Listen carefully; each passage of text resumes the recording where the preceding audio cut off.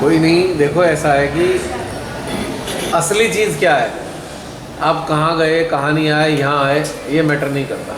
Matter क्या करता है कि आपके अंदर क्या महसूस होता है। जब आप कहीं भी जाते हो वो आपका समय था, आप आने वाले समय में कहीं जाओगे वो भी आपका समय होगा, आप वर्तमान में जहाँ हो वो भी एक समय है। लेकिन इन तीनों जो एक काल है, इनके अंदर एक चीज़ महत्वपूर्ण है, हमने पाया क्या, व्हाट वी हैव गेन्ड।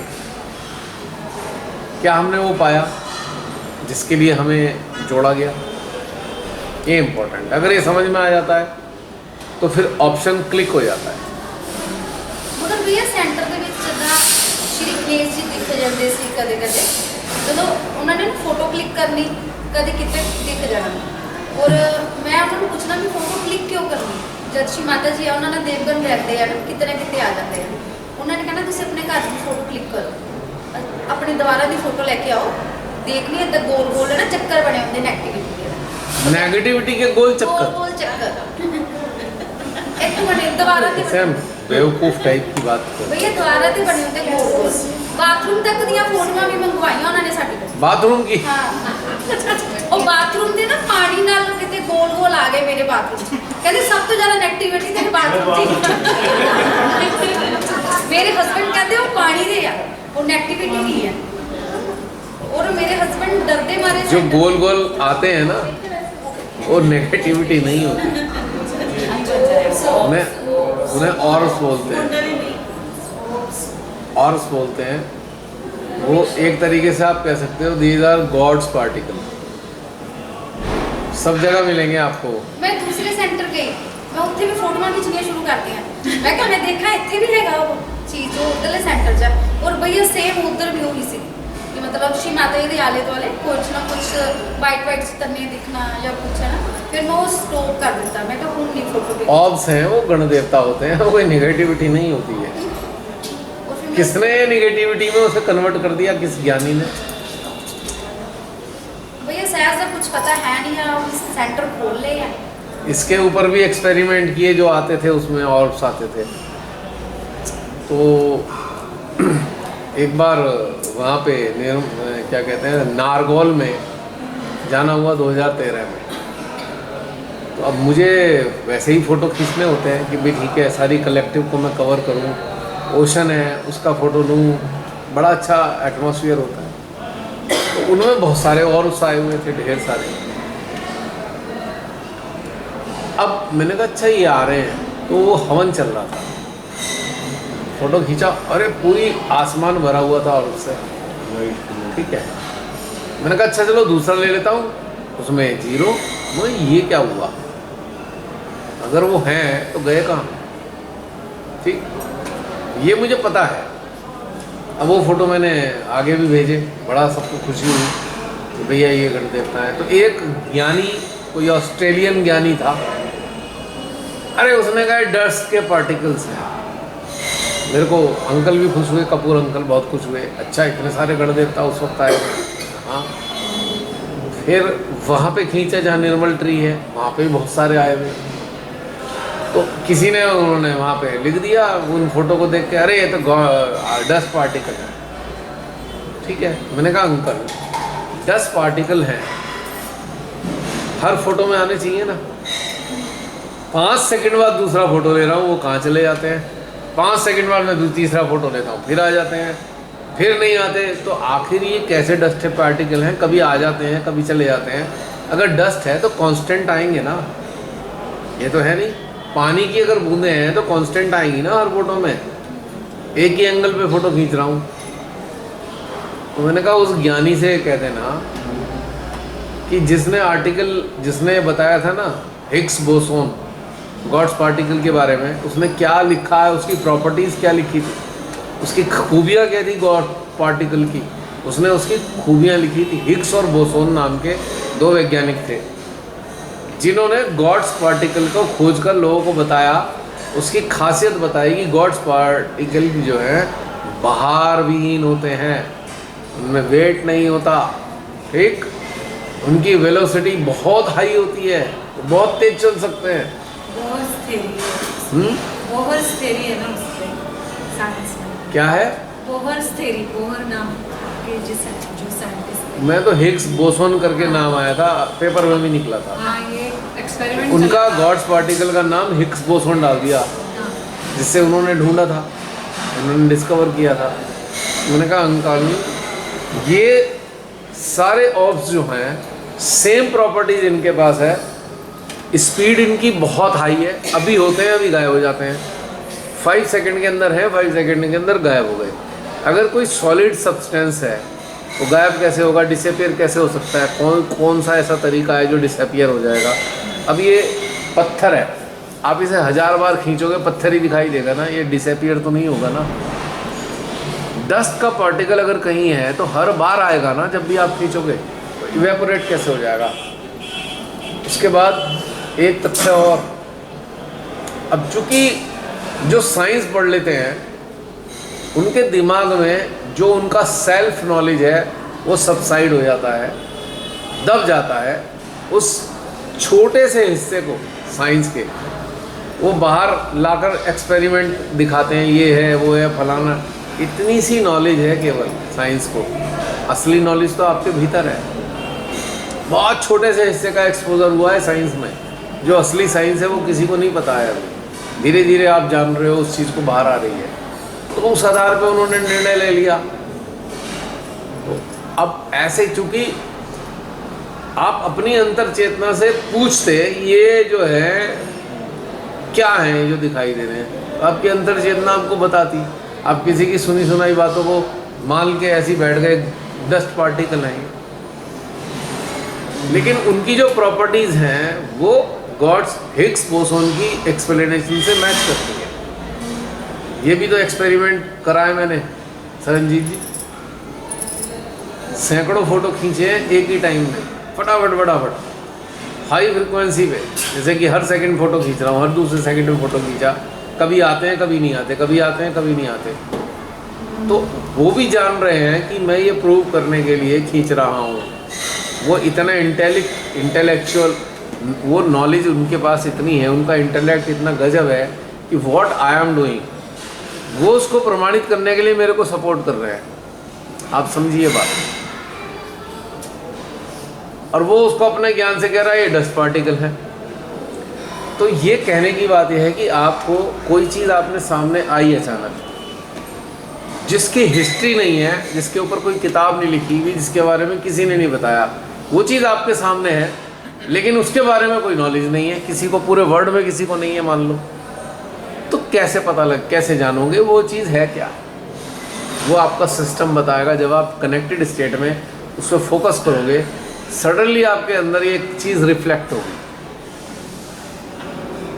जितने बड़े साइंटिस्ट थे पुराने, इतनी सारी थ्योरीज कहाँ से निकाली उन्होंने? तब तो उन्होंने कोई किताब भी साइंस की नहीं पढ़ी थी। बिना साइंस की किताब पढ़े इतनी सारी थ्योरी कहाँ से आई? कहाँ से आई उनके पास थ्योरी? कनेक्टिविटी ने दी ना वो थ्योरी, सारी कनेक्टिविटी ने निकाली ना।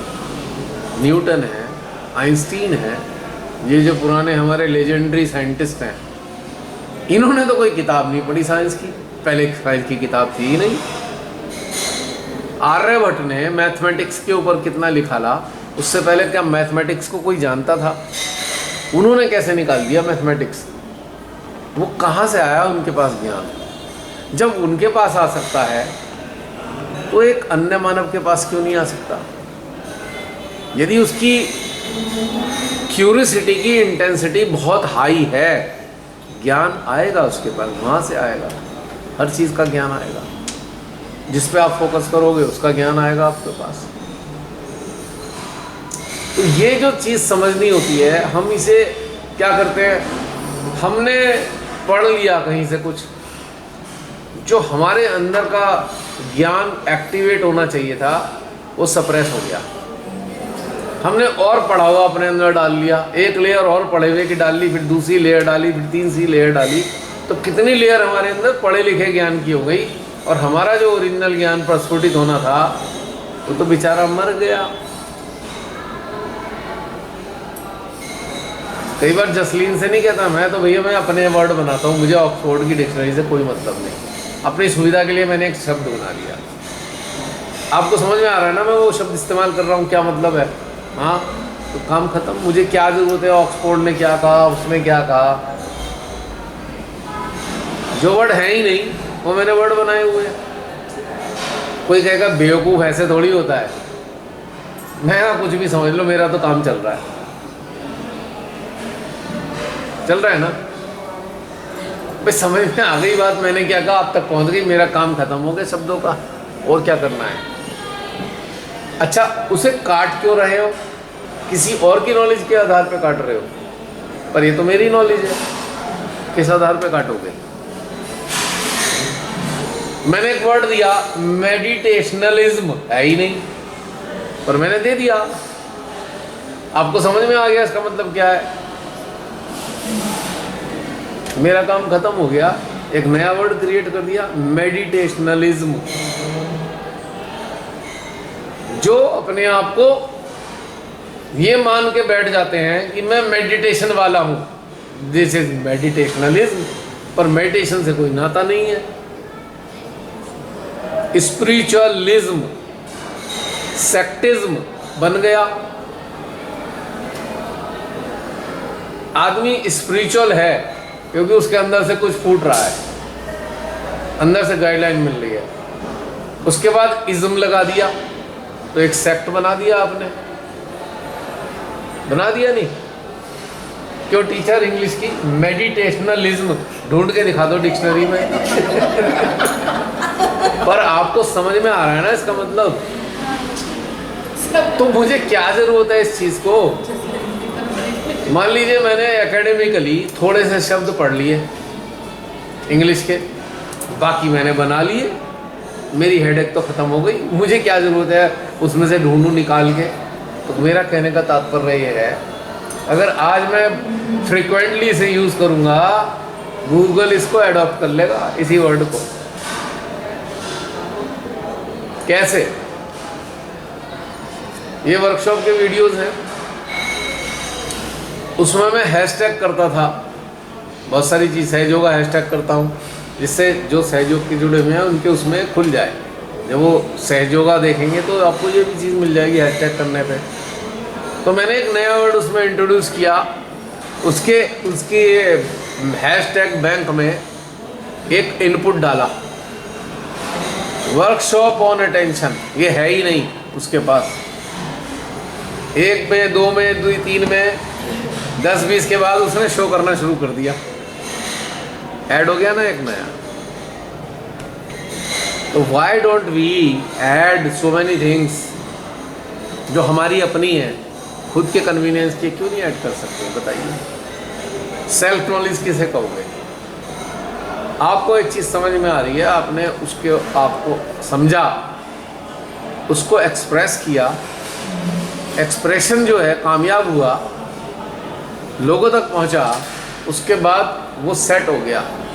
एक नई चीज़ इंट्रोड्यूस कर दी जो पहले कभी नहीं थी। Why we always follow others, जो पहले कोई छोड़ के चला गया, हम अपनी चीज़ें क्यों नहीं इंट्रोड्यूस करा सकते? कोई कह देगा वो गलत है, किस आधार पे? उसने नहीं कहा, मैंने तो कहा, काट के दिखा दे। मेरे ज्ञान को मैंने जो इंट्रोड्यूस किया, किस आधार पे काटोगे? अपने आधार पे काट के दिखा, पुराने के आधार पे काट के मत दिखा। तेरे अंदर का जो है उसके आधार पे बता कि क्या काट सकता है इस शब्द को। मेडिटेशनलिज्म को काट के दिखा दे। ऑक्सफोर्ड का वो मत दे उदाहरण, वो तो किसी और का ज्ञान है। तेरा ज्ञान क्या इसको रिकमेंड करता है? नहीं काट सकता। तो ऐसे हमें समझना है जीवन को, और अपने अंदर जो चलता है। मेडिटेशन का फील्ड है ना, बहुत वास्ट फील्ड है। आप किसी एक थ्योरी को लेकर पंगु हो जाओगे। आपको डेली नई थ्योरी अपने अंदर से ढूंढनी है। नानक जी क्या कह गए थे? खोजो, रोज खोजो, हर रोज नया मिलेगा। जब हम बासी रोटियां नहीं खाते तो हम बासी ज्ञान का क्यों इस्तेमाल करना चाहते हैं हमेशा? क्यों नहीं नया ज्ञान अपने अंदर से खोज लेते?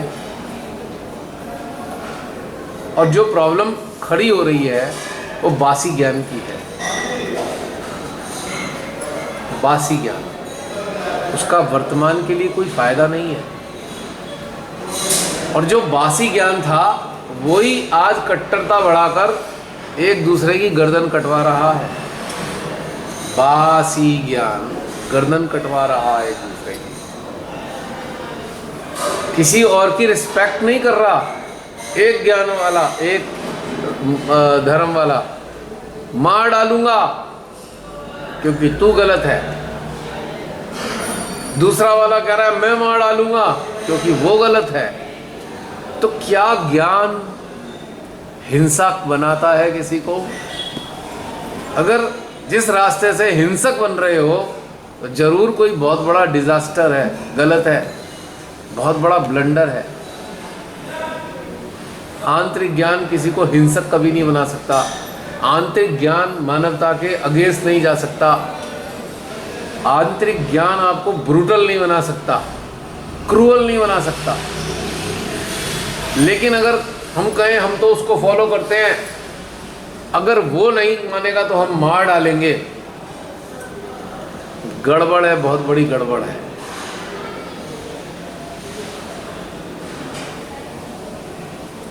ये नहीं समझ में आ रहा है, लड़ रहे हैं, अरे तूने गलत कर दिया, मान लूंगा।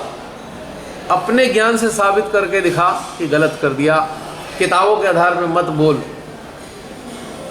मान लूंगा तेरी बात कोई नहीं। किताबों के बाद आधार पे 500 साल पहले, 800 साल पहले, 1000 साल पहले की किताबें, काल परिवर्तन हो चुका, उसके मुताबिक घटनाक्रम नहीं है आज की तारीख में। फंडामेंटल चीज़ें सबकी एक ही मिलेंगी आपको। सबने कहा झूठ मत बोलना, आज भी वो चीज़ सही है। माँ भी यही कहती रही, हमारी अंतर चेतना भी कहती है झूठ मत बोलो। किसी की रोजी रोटी मत छीनो, सब में कहा, हम भी कहते हैं, माँ भी कहती है। सार्वभौमिक सत्य हैं, वो कॉमन मिलेंगे। लेकिन रहा सवाल ग्रोथ का, ग्रो कैसे करोगे? वो बदलता आ रहा है, लगातार चेंज होता जा रहा है।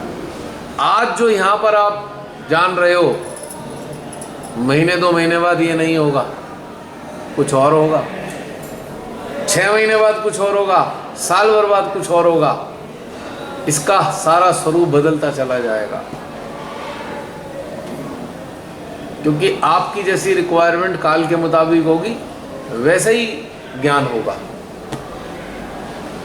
अब हम 1 साल पहले वाली चीज़ को पकड़ के बैठ गए, हम वहीं रुक गए, हमारी आंतरिक ग्रोथ स्टॉप हो गई है। आज हो गई, नहीं हो गई, फिर झगड़ा शुरू होगा, अरे ये ध्यान का तरीका गलत है। किस आधार पर बताया? माँ ने जो बताया था, माँ ने और बहुत सारी बातें बताई थी, वो याद है, पढ़ी हैं।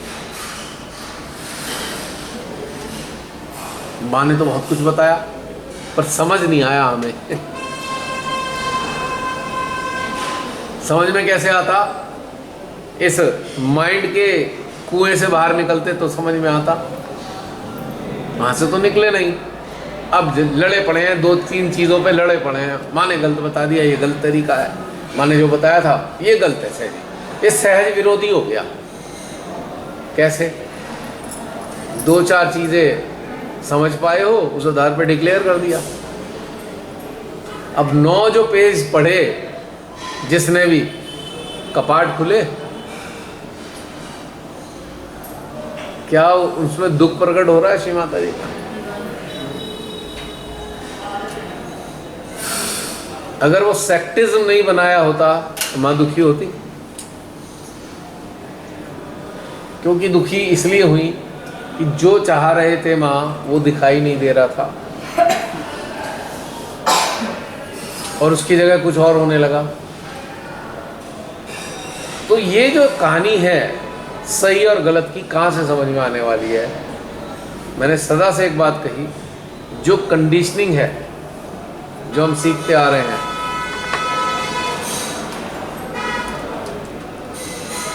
वो कंडीशनिंग आपको जो कंडीशनिंग है जिसके हम आदी हैं, वो कंडीशनिंग के आधार पे आप किसी चीज़ को सही गलत का डिक्लेयर नहीं कर सकते। काल बदला हुआ है। जिस काल की कंडीशनिंग आप लेके चले थे वो उस काल के लिए थी, आज के काल के लिए नहीं है। तो सत्य कैसे पता लगेगा? हमारे चश्मे में तो कंडीशनिंग का चश्मा है, वो भी आउटडेटेड। कैसे सत्य जानेंगे वर्तमान का?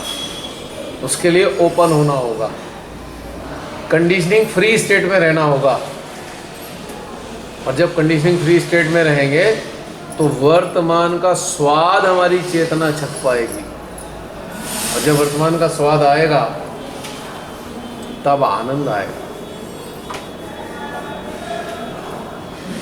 ईमानदारी से अपने अंदर झांक के देखें हम सभी कि हमें आनंद किस चीज से आता है। आनंद जब आ रहा हो तो उसका एनालिसिस करके देखिए कि इस वक्त मेरे को आनंदित महसूस कर रहा हूं, उसके पीछे क्या घटनाक्रम है। तत्क्षण पता लग जाएगा ये वाला कारण है इसका आनंद का। आप एनालिसिस करते हैं, आनंद आ रहा है उसका एनालिसिस करें, क्या कैसे आ रहा है, क्यों आ रहा है, हमारी मनोदशा कैसी है, हमारे अंदर की चेतन की अवस्था कैसी है, हमारे अंदर चल क्या रहा है, उसी का तो परिणाम आनंद है। चमत्कारिक रूप से आनंद नहीं आ रहा है, आपकी कुछ समय के लिए मनोदशा आंतरिक दिशा बदली हुई है, उसको पकड़ना तो फिर आनंद स्थायी हो जाएगा। इंटरेस्टिंग बात। और इसके लिए थोड़ी मेहनत करनी पड़ती है, जागरूकता के साथ देखना पड़ता है। नहीं, अब बहुत पहले कभी स्टार्टिंग में रियलाइजेशन के प्रोसेस करते हुए मैंने इस्तेमाल की कुछ चीज़ें रियलाइजेशन के लिए कि महसूस करो परमात्मा का प्रेम पानी का झरना बनकर आ रहा है। जस्ट फील झरना, ठीक है। उस वक्त के लिए हो गया सब कुछ, आनंद आ गया। अब किसी ने उसे रट्टा मार लिया, उसी का रिपीटेशन चल रहा है, एक्सपायर हो गया मामला। एक्सपायर्ड मेडिसिन दे दी, साइड इफेक्ट आ रहे हैं। उस काल के लिए था, आज के काल के लिए अगर रियलाइजेशन का प्रोसेस होगा तो कुछ और होगा।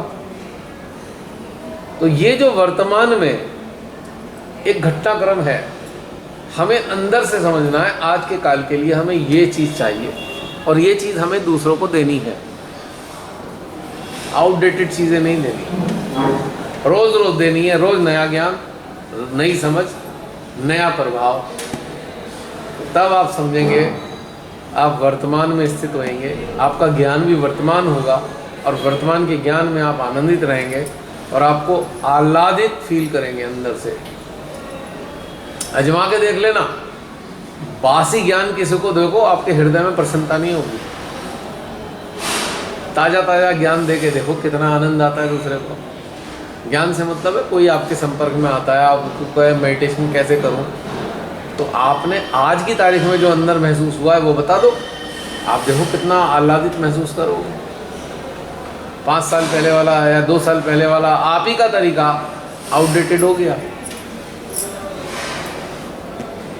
ये सूक्ष्मता है। अब जब हम खाना भी रोज बदल के खाते हैं, आए दिन कपड़े भी नए डिजाइन के पहनते हैं, मोबाइल भी नया खरीदते हैं, गाड़ी भी हाइब्रिड खरीदते हैं, एक बेचारा ध्यान ही रह गया जो बासी इस्तेमाल करे जा रहे हो कब से। सोचना चाहिए सबको ये बात। बासी वही प्रोसेस, वही पुराना प्रोसेस चल रहा है, 40 साल से चल रहा है। तो क्यों ऐसा? क्योंकि इसमें नवीनता नहीं है क्या कोई? सतयुग से लेकर आज तक कितने तरीके बदल गए और हम वही पुराने पुरातन पे ही रह गए। 40 साल पहले के माँ ने ही इतने तरीके बदल दिए देखते देखते, लेकिन हमने अडॉप्ट कर रखा है वही 40 साल पहले वाला तरीका। अरे भैया कम से कम इतना ही कर लो, जो माँ ने लास्ट स्टेजेस में जो अपने रिलेशन के जो तरीके बताए थे कम से कम वो ही अपना लो। फिर कहेंगे अरे ये माँ ने नहीं बताया। क्यों? क्योंकि मालूम ही नहीं, वर्तमान का पता नहीं, खुद से जुड़े नहीं, तो फिर क्या होगा? सारा काम आज्ञा चक्र से ही कवर हो रहा है, आज्ञा चक्र से चल रहा है, और आज्ञा चक्र से ही सब पीड़ित है, पूरी की पूरी कलेक्टिव आज्ञा चक्र से पीड़ित हो रही है। नवीनता तो कोई है नहीं, नवीनता कहाँ से आएगी? भीतर से। भीतर घुसना नहीं, क्यों मैन? भीतर में भूत है ना।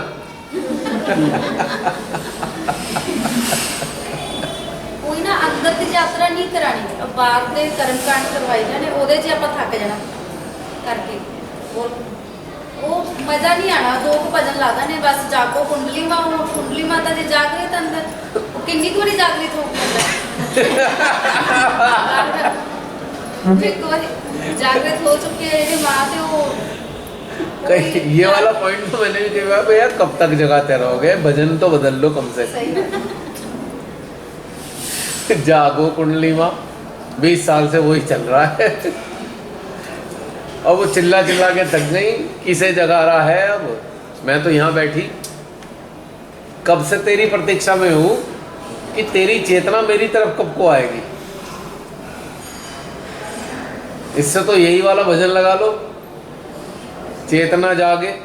कुंडली जागने की जगह कुंडली तो जागी पड़ी, पर चेतना सोई हुई है ना। भोजन का टाइम तो नहीं हो गया? वही 10 बज गए। कितना रखा था बहन जी? 9:30 का। अच्छा कुछ नहीं है तो कब खाना है आप ही बता दो। हैं? हाँ वो आ रही हैं मुझे पता है।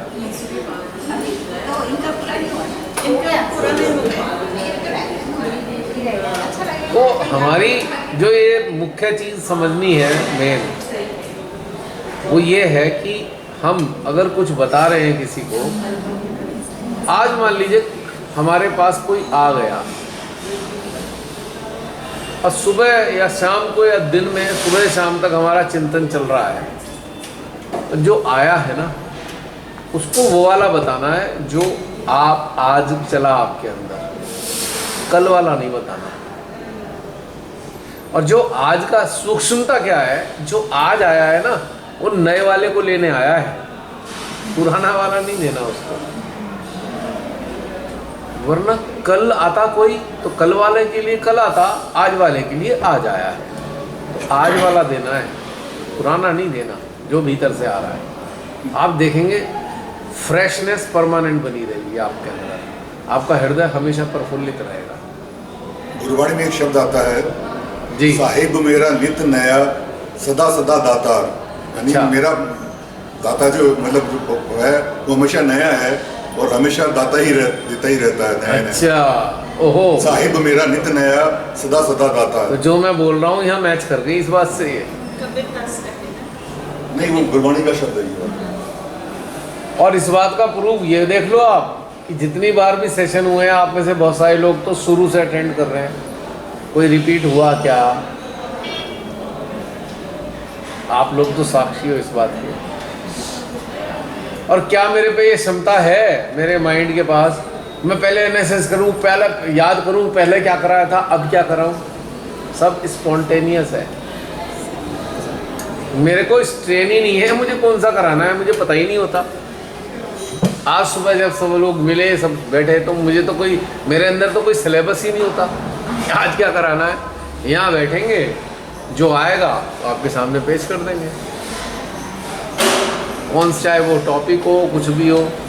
तो जब हम अपने आप को इतना स्वतंत्र कर लें कि पुरानी किसी चीज़ को हमें अपने साथ जोड़ के नहीं रखना, तो आप सही मायने में आप वर्तमान में स्थित हो गए, आप सही मायने में जागृति की उस धारा में बह रहे हैं। और यहीं पे जाकर सफल होता है जीवन एक साधक साधिका। अब YouTube पे वीडियो उठा लो, बता दो कोई से भी दो, मेरे ख्याल से हर प्रकार के 1000 के करीब तो वीडियो होंगे टोटल। सब मिला के। उनमें से 2 उठा लो कोई भी, चाहे वो सेल्फ रियलाइजेशन के हो, चाहे वो मेडिटेशन के हो, चाहे वो जूम सेशन के हो, चाहे डीप मेडिटेशन के हो, उनके कंटेंट आपस में मिला के देख लो, किसी 2 के भी मैच नहीं करेंगे। 2-4 चीज़ों को छोड़कर जो बेसिक चीज़ें हैं, मान लो कलेक्टिव के सामने रिपीट होनी चाहिए जिसको ज़रूरी है, उसके अलावा आपको मिलेगा ही नहीं, थीम नहीं मिलेगी एक सी दोनों की। हो सकता है कलर सेम हो पर शेड अलग होगा, कलर एक सा हो सकता है पर शेड अलग होगा। अगर शेड एक सा है तो फैब्रिक अलग होगी, फैब्रिक एक सी है तो डिज़ाइन अलग होगा, मतलब भिन्नता ही होगी। कहने का मतलब ये है, अगर इस वाली चीज़ में आप स्थित हो गए कि आज सुबह से मेरे अंदर क्या चल रहा है, तो सही मायने में आपकी मौज आ गई, आप उस धारा में, उस सत्य की धारा में बह रहे हो, उसका आनंद ले रहे हो। ये असली चीज़ है समझने के लिए, और इसमें उतरना चाहिए। तो जो आपके पास भी आके बैठेगा ना कोई सहजी, हाँ बड़ा मज़ा आता है, रोज़ नई चीज़। न्यू मोहनपुरी में एक जगह थी, मंदिर है, शिव मंदिर मेरठ में। तो किसी सहजी ने उसके मालिक से बातचीत, जो ट्रस्टी था मेन, उससे बातचीत करके कहा भैया यहाँ ध्यान में बैठेंगे। मैं ठीक है। अब वहाँ बेनिफिट क्या होता था मंदिर का, जो आते से तो आते थे, जो कुछ चढ़ाने आ रहे वो भी बैठ जाते थे। तो वहाँ पे अपने आप सहजी बनते चले जा रहे थे, कुछ करना नहीं पड़ रहा था। बनते बनते 100 से ऊपर सहजी बन गए ऐसे ही। एक आध जरूर आ जाता था उस टाइम में, जो अपना चढ़ू के आया है, पहले वो वहाँ दूर खड़े होकर सुन रहा है, ठीक है, धीरे धीरे पास आके देख रहा है, फिर थोड़ी देर में वो भी बैठ गया। मैं ये सब देखता रहता था। रंगा माँ एक और आया, उसके बाद वो अगली बार भी आता था। तो एक बार वैसी बात चल रही थी कि भाई मैंने ऐसे प्रश्न किया, भैया आप लोग यहाँ आ क्यों रहे हो? और कई बार ऐसा होता, मैं उन्हें फ़ोन करता कि भैया आज नहीं आ पाऊँगा, मैं कहीं फंसा हुआ हूँ, मतलब पहले ही 1 हफ्ते पहले या 4 दिन पहले बताया जाता। तो बोले भाई ऐसा नहीं अगले दिन कर लो। मैंने कहा हो नहीं पाएगा, एक दिन जो से हैं। तो मैंने कहा अच्छा आपको मतलब ऐसा क्या रहता है? कि बोले हमें ना एक चीज़ का बड़ा मज़ा आता है, हर बार मेडिटेशन में नई बात होती है, इसलिए वो बड़ा बोले हम तो पिछले आज जैसे हुआ है ध्यान, और अगले दिन से ही हम इंतजार कर रहे होते थे अगला कब आएगा। तो मंदिर में आने वाले धीरे धीरे बढ़ते चले गए। तो उसके बाद क्या हुआ, श्री माता जी का नेहरू स्टेडियम में प्रोग्राम हुआ। और ये मैं बता रहा हूँ, श्री माता जी ने जब जोड़ा था सन 2000 में, उस 1 साल की बात बता रहा हूँ, उस 1 साल की फर्स्ट ईयर की जब जोड़ा था, उस दौरान 1 साल के अंदर 100 से ज़्यादा सहजी तैयार हो चुके थे। मैं रियलाइजेशन की बात नहीं कर रहा, सहजी 100 से ज़्यादा तैयार हो चुके थे उस मंदिर में। और जब ये श्री माता जी का पब्लिक प्रोग्राम हुआ तो हमारी 3 बस गई थी और सेंटर की 1 बस थी। और ये भी पता वहाँ जाके चला कि सेंटर भी कोई चीज़ होती है और ये सेंटर की बस है। तो वो 3 जने वहाँ देखा बस आई नहीं है, तो वहाँ सेंटर वाली बस के लोग उतरे, देखा ये कहाँ से आए हो आप? मेरठ से। है मेरठ से? और सेंटर की बस तो ये है, आप लोग कौन से मेरठ से आए हो? 3 बस थी। और तब सबको पता लगा अच्छा कोई सेंटर भी होता है। ये इंटरेस्टिंग बात। तो क्या वो प्रोटोकॉल, क्या वो ये फलाना ढिमाका, क्या श्री माता जी ने जोड़ा नहीं उन्हें? और एक खास बात और थी, जो जुड़े ना वो सारे काम कर रहे हैं आज। उन्होंने सब आने को लोगों को जोड़ा उन्होंने। इससे ज़्यादा खुशी की बात ये हुई, पता है शालिनी, जो जुड़े हुए थे वो आगे कहाँ से कहाँ तक पहुँचाते चले। कई फैमिली को तो तुम भी जानती हो जिन्होंने बहुत कार्य किया। श्री माता जी की एक बात याद आ रही है, इंटरप्ट कर रहा हूँ। श्री माता जी ने कहा था कि आप लोगों को मेरे प्रति समर्पित होना है, सहयोग के प्रति समर्पित नहीं होना। सहयोग तो मेरा एक हिस्सा है।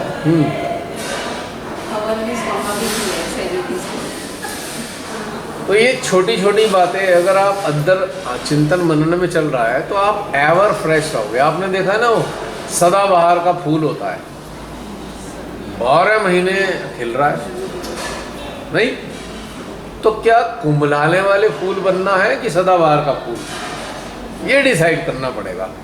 और सदाबहार का फूल बनने के लिए प्रतिदिन चिंतन यात्रा में उतरना पड़ेगा, चाहे सामूहिकता हफ्ते भर में होती है वो छोड़ो, इंडिविजुअल चिंतन डेली होना चाहिए। सुबह आँख खुली और वहीं से चिंतन शुरू हो गया और सोने तक चलना चाहिए। ठीक है, काम धाम सब साथ में चलता रहता है, कोई बाधा नहीं आती, क्योंकि इसका प्रमाण मैं स्वयं हूँ। मैंने बताया ना, पीछे से लेने कहानी वाली नहीं है कोई मैटर। ये मैटर ये है कि आपने प्रायोरिटी पे रखा या नहीं रखा। अब कुछ मत करो ज़्यादा, बाहर का झंझट मत पालो, चिंतन मनन को तो टॉप प्रायोरिटी पे रख सकते हो ना। टॉप प्रायोरिटी का मतलब ये है कि कनेक्टेड रहना, और दूसरा चिंतन मनन चलाना अपने अंदर, फिर ये चीज़ समस्या खत्म हो जाएगी हमेशा के लिए। आप हमेशा के लिए आनंदित हो जाओगे, और फिर ऐसी ऐसी नई नई चीज़ आएंगी, ऐसी ऐसी नई चीज़ आएंगी आपके अंदर, आपको खुद से ही आनंद आ जाएगा। अरे यार ये क्या आ रहा है आज, बड़ा मज़ेदार है। तो निशा ने कविताएं लिख डाली, सोचो। एक्चुअली में जो टीना बहन कह रही है ना, वो बिल्कुल सही है कि सेंटर वालों ने हमें कुएं का मेढक बना दिया और बोल दिया कि ये ही पूरी दुनिया है, इसके बाहर जाओगे तो मर जाओगे, इस चार दीवारी के अंदर ही रहो, बाहर जाओगे मारे जाओगे। तो उन्होंने हमें कुएं का मेढक बना के रखा था, और इस कुएं के मालिक हम हैं, हमारी परमिशन से तैयार हो गए उसमें, और अब हम स्वतंत्र हो गए हैं, बाहर की दुनिया देख ली, तो फिर हमें लगता है कि हम कहाँ नरक में थे। वो मराठी सेंटेंस का यही मीनिंग था भैया, प्रवाह के विरोध में नहीं जाने का। हाँ, वो मैं समझ गया, वो बिल्कुल क्लियर है। और उसको ये कि चूंकि हम मालिक हैं, तो जैसा हम कहेंगे वैसा तैरोगे, जितना हम कहेंगे उतना ही तैरना है, ज़्यादा तैरना भी नहीं है उस कुएं में। तो ये बीमारी इस चीज़ की है। तो अब हमारी बहन अभिनीत बहन, इधर घुमा दो, आपका पहला अनुभव है आज का। और भी कोई है बहन के अलावा? नहीं? ठीक है जी बहन। सभी को जय श्री माता जी। मैं अभिनीत कौर, गाज़ियाबाद वसुंधरा से, और मैं इस प्लेटफॉर्म से लगभग 9-10 महीनों से जुड़ी हूँ।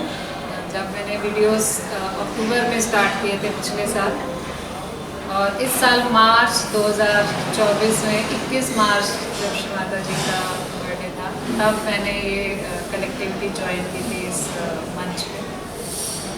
तो डेफिनेटली जो पिछले, मैं 2000 से सहज में हूँ, और मेरे को अब लग रहा है कि जितने साल मैं पीछे लगा कर आई हूँ, मेरी बिल्कुल लाइफ पलट चुकी है। कि जो मैंने पहले जिस तरह से मेरा चल रहा था सहज में, एक हद तक मैं अपने आप को बड़ा ब्लेस्ड मानती हूँ कि मैं एक सिख रिलीजन को बिलोंग करती हूँ, तो शायद रिचुअल्स मेरी लाइफ में कभी आए ही नहीं, और इसलिए शायद सहज में आकर भी रिचुअल्स मेरे पर कभी हावी नहीं हुए, क्योंकि मेरे ब्लड में रिचुअल्स कभी थे नहीं। तो मैंने कभी उसको अडॉप्ट करने की कोशिश नहीं की, और मेरे को कोई कुछ कहता भी था या मुझे कहीं से नज़र आता था, तो मेरे अंदर ना मेरे को क्लिक नहीं करता था कि भाई I should go for it. कभी मेरे को अंदर से क्लिक नहीं हुआ कि भाई मेरे को करना चाहिए ये। हालांकि हाँ, बहुत सारे लोग बताते थे भी शू बीट करो, कोविड टाइम में किया भी हमने, शू बीट भी करते थे, पर मुझे कभी उससे मज़ा नहीं आता था। और शायद मैंने तब भी बताया था कि अब मेरी ये सिचुएशन हो चुकी थी कि मैं सेंटर्स में जा ज़रूर रही थी, पर मुझे समझ में नहीं आता था कि मेरे साथ क्या हो रहा है, मैं क्यों जा रही हूँ जी। वो शायद इसलिए चाहती थी क्योंकि मेरे हस्बैंड जा रहे हैं तो मैं भी चली जाती थी, पर मेरे को कहीं से अंदर अब मज़ा नहीं आता था। तो मे बी अब मेरी स्टेटस ऐसी स्थिति आ गई थी कि मैं कुछ और ढूंढ रही थी, और लकीली जो है इस प्लेटफॉर्म का मुझे जो है टेस्ट पता चला। पहले मैं सोचती थी कि हस्बैंड ये सुन रहे हैं, किसको फॉलो करने लग गए हैं। पहले हमारे घर में श्री माता जी की स्पीचेस चलती थी, बहुत चलती थी, क्योंकि 10 साल सेंटर भी चला हमारे घर में। तो भजन कीर्तन और श्री माता जी की स्पीचेस ये काफ़ी हम लोगों ने किया। वो भी मुझे लगता है एक स्टेज थी, we use to enjoy bhajans, मतलब बहुत मज़ा आता था उस स्टेज में भी। अब वो स्थिति आ गई कि हमें लगता है कि वो अब पार्ट ओवर हो गया। अब जो है हमारा जो है रोल रिवर्सल, रोल चेंज होता जा रहा है। जी जी, बोलिए बोलिए बोलिए।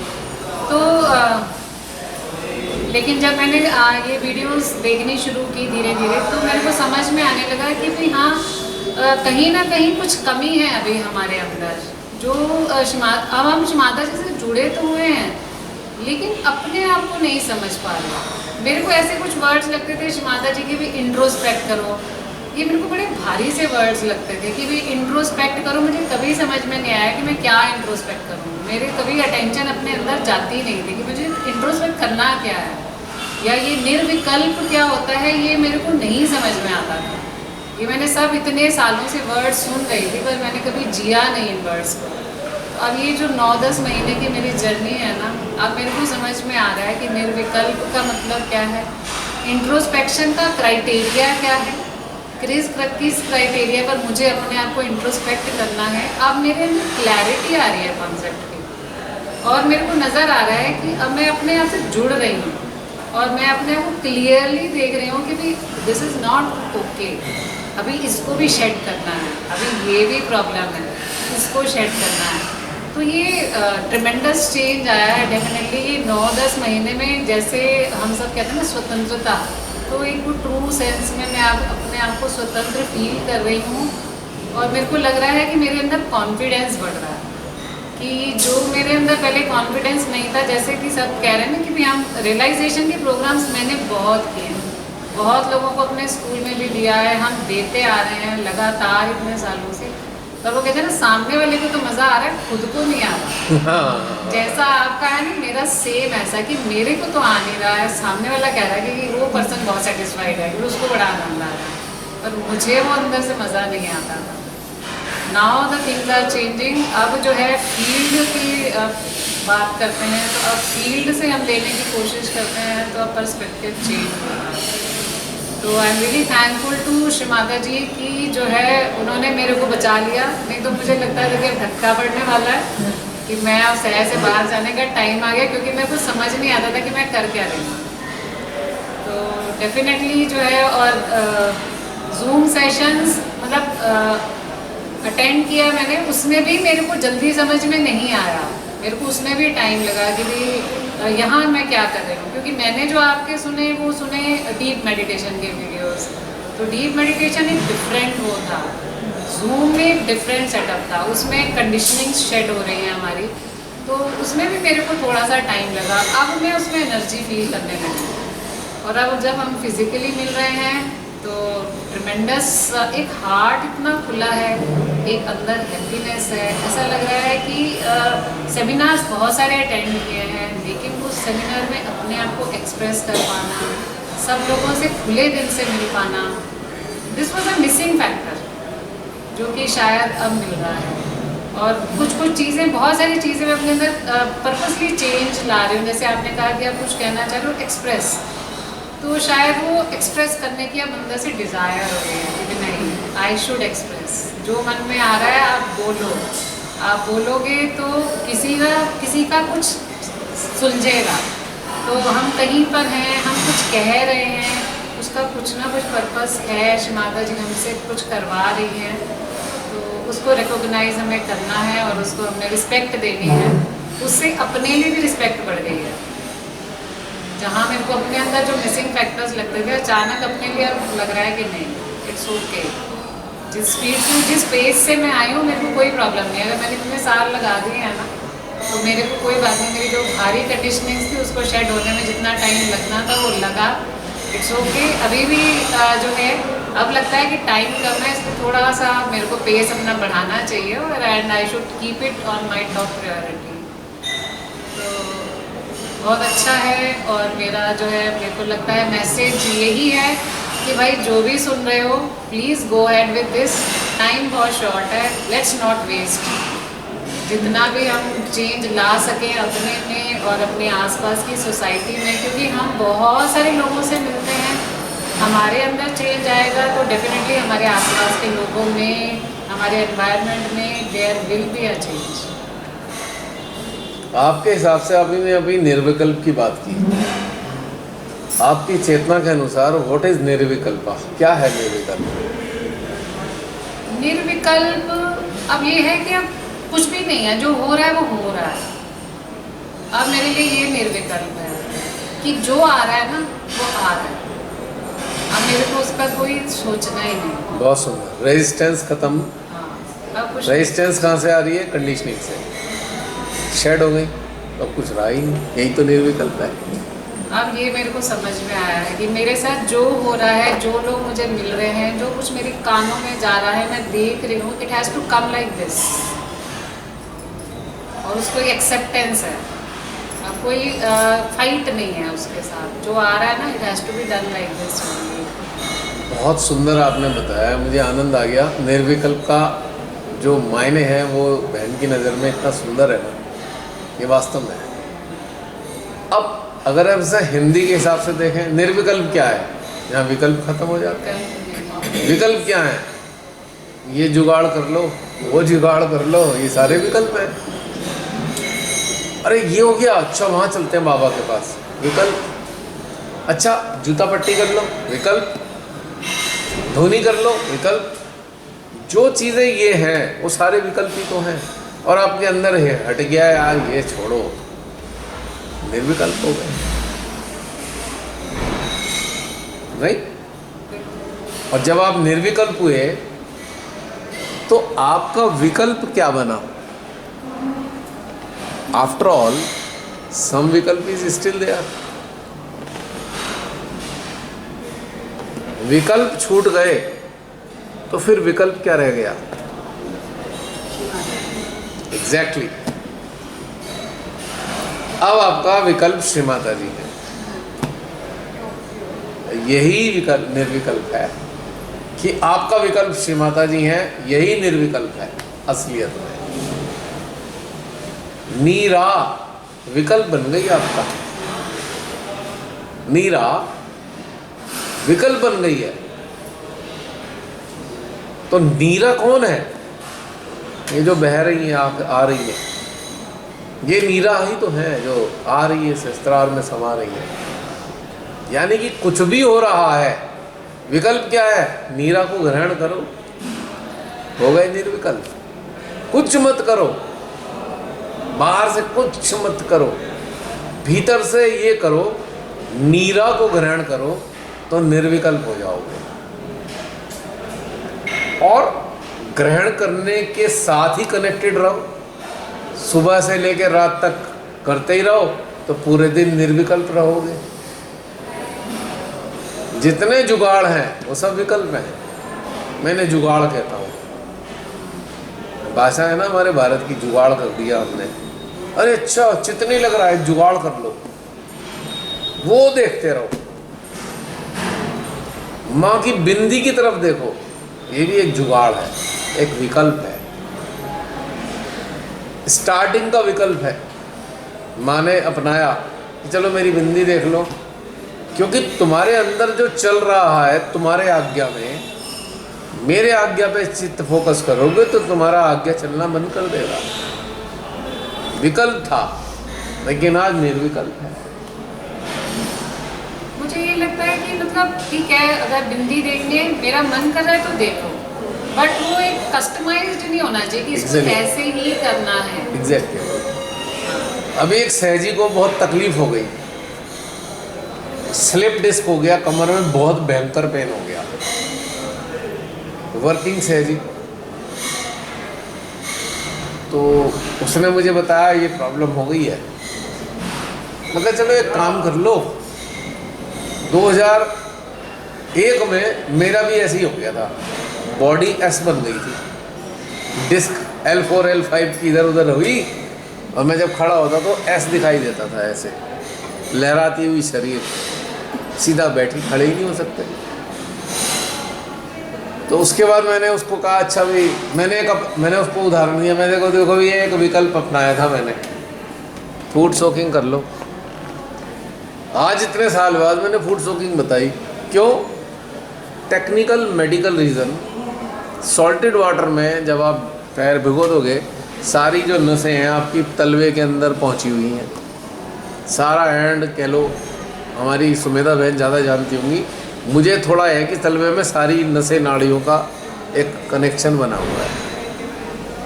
अब चूँकि डिस्क किसी कारण से खिंची है, कुछ भी हो सकता है कारण जो भी हो, इसको सॉफ्ट बनाना है, मुलायम हो जाए किस तरीके से, तो सॉल्टेड वाटर से बढ़िया कोई चीज़ है नहीं। क्यों बहन?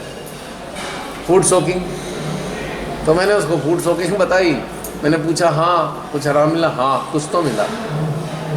अब ये फूड सोकिंग इसलिए नहीं बताई थी, अपनी बाधाएं ख़त्म कर लो भैया। एक न्यूरोटिक प्रॉब्लम है, उसको थोड़ा सा करने के लिए, क्योंकि प्रैक्टिकली मैंने देखा कि ये नरम हो जाता है सॉल्टेड वाटर से। वहाँ जाना हुआ था गणपति पुले में, तो वहाँ पे भयंकर गर्मी होती थी। इस कदर गर्मी, ऐसा लगता था यार अब कैसे सरवाइव करेंगे। जलता था, बिल्कुल खाल जलती थी दिसंबर के महीने में। तो शाम होती थी, कैसे तैसे अपने आप को कूल डाउन करने के लिए समुंदर के पास चले जाते, उसमें नहाते, इसलिए कि ठंडे हो जाए थोड़ा। इतनी भयंकर गर्मी पूरे दिन रहती थी। तो मैं देखता था ये बाल कैसे जैसे शैम्पू करके आए हो, इतने सॉफ्ट बाल। मैंने कहा ये चक्कर क्या है? शरीर में तो चुभन होने लगी, बाल एकदम मक्खन की तरह हो गए। मैंने कहा ये कहानी समझ में नहीं आ रही। तो फिर किसी ने कोई पढ़ा लिखा होगा, हम तो इस मामले में अनपढ़, बोले सॉल्टेड वाटर सॉफ्ट कर देता है आपको। तो श्रीमाता जी ने कहा भैया समुंदर घर में ले आओ, एक बाल्टी में नमक डाल लो।